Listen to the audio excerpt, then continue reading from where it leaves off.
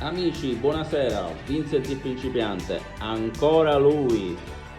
Questa volta faremo un'altra tecnica. Come vedete, questo liquido, che sembra un liquido, ma non lo è. Stiamo parlando del gesso. Ora vi faccio, ecco qua, facciamo un po' di pubblicità. Peveo Studio, gesso acrilico per acrilico. Quindi spalmeremo questo gesso nella nostra tela, vedete, è molto morbido.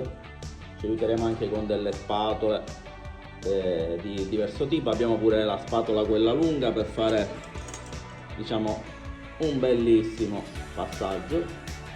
Dopodiché faremo un'altra tecnica col gesso, quindi suddivideremo in due parti la nostra tela.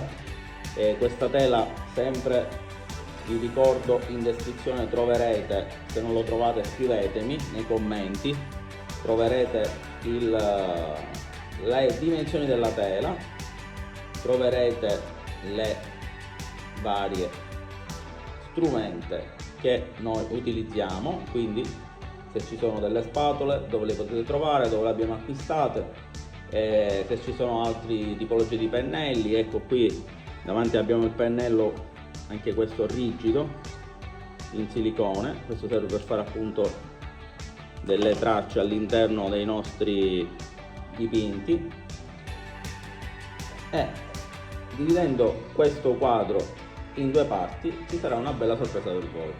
Quindi, come al solito, vi ringrazio per la vostra assidua presenza nei miei video, aspettate fino alla fine, like e campanella per i nuovi, e faremo un altro bellissimo dipinto acrilico di Vincent il principiante.